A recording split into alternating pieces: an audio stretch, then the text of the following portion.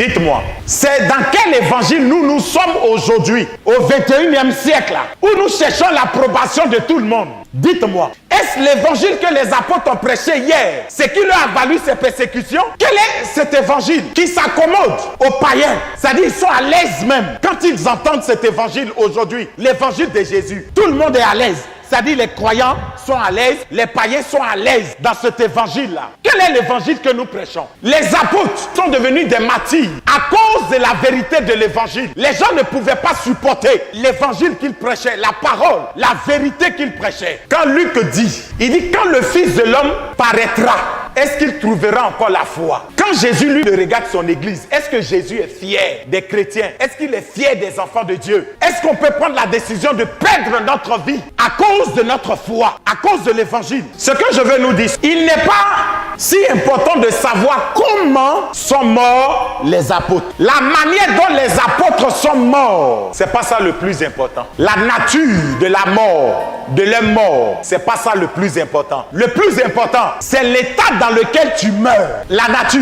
de la mort. On peut mourir de toutes les manières. Tu peux sortir de chez toi et puis voiture te cogne, tu meurs. Même si tu es bishop, on peut mourir de maladie. 2 Rois 13, le verset 14. Élisée était atteint de la maladie dont il mourut. Donc Élisée est mort de quoi? De maladie. Donc la nature de la mort importe peu. La mort ne prévient pas. C'est pourquoi pendant que tu es vivant, tu dois te préparer à la rencontre de Dieu. Et comme nul ne connaît le moment, nul ne connaît l'heure, nous devrons être prêts à tout moment.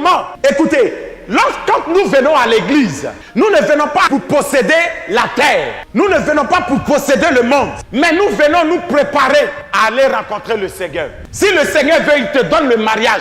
S'il veut, il ne te donne pas. Excusez-moi de vous décevoir ce matin. Il y en a qui vont prier jusqu'à... Elles ne seront jamais mariées avant de mourir. C'est pourquoi faites attention à l'évangile que vous entendez aujourd'hui. Ta manière de mourir ne t'arrêtera pas si tu dois aller au ciel. Dans quel état tu meurs? Préparons-nous à ça. Et même je peux dire à quelqu'un, il n'y a pas de temps de récréation. Il n'y a pas de temps de repos pour nous, enfants de Dieu. Nul ne connaît le moment. Nul ne connaît l'heure. Nul ne connaît l'avènement de Christ. Nous devons être toujours prêts. Quand je me lève le matin pour aller au travail, je suis prêt. Si en cours de route, la mort se présente à moi, gloire à Dieu. Nous devons comprendre ça, bien-aimés, pour sortir de nos amusements. Mais aujourd'hui, on veut qu'on nous dise ce qui est bon. Oui, on te dira ce qui est bon, ce que tu veux entendre. Mais ça t'aidera en quoi? Pourquoi les apôtres ont accepté de mourir? Sachant que ce qui les attendait était des choses atroces. C'est-à-dire qu'ils allaient mourir par des morts atroces. Mais pourquoi ils ont accepté quand même?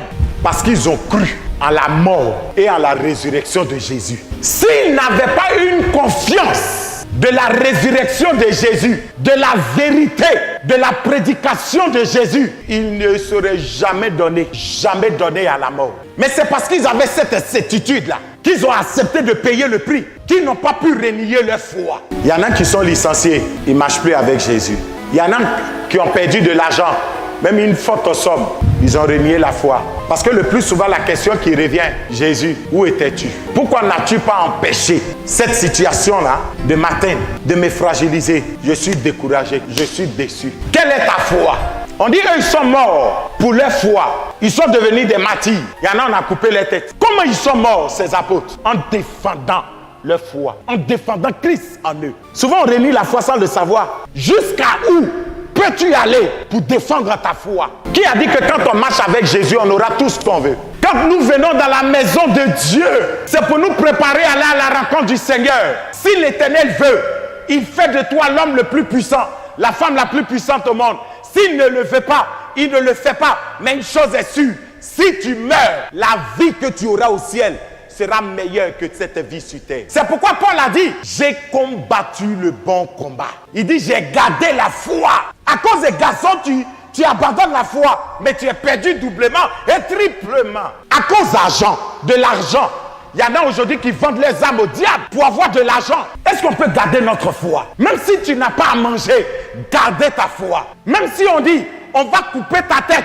Ils ont déjà coupé la tête de certains. Tu n'es pas le premier qu'on coupe ta tête. On dit, on te prend tous tes biens. Pour le chrétien, la mort n'est pas la fin de toute vie, mais c'est un passage vers une autre vie. Il dit, ne vous en faites pas. Où je m'en vais là? je peux vous préparer une place. Quel que soit ce qu'on vous fera, même si tu n'as pas terminé tes études, tu n'as pas eu des grands diplômes, il dit le meilleur diplôme, c'est ton salut. Même si tu n'as pas eu l'homme le plus bien, mais tu as eu le mari le meilleur, qui est Christ. Même si tes parents t'ont abandonné, personne ne veut t'aider. Ne deviens pas amer dans la vie. Jésus est là, il dit, il est le père des orphelins. Tu as un père. Est-ce qu'on peut persévérer jusqu'au bout? Sortons de cette religion qui ne prône que le bien-être. Qui a dit que Dieu va tout nous donner même? Qui a dit ça?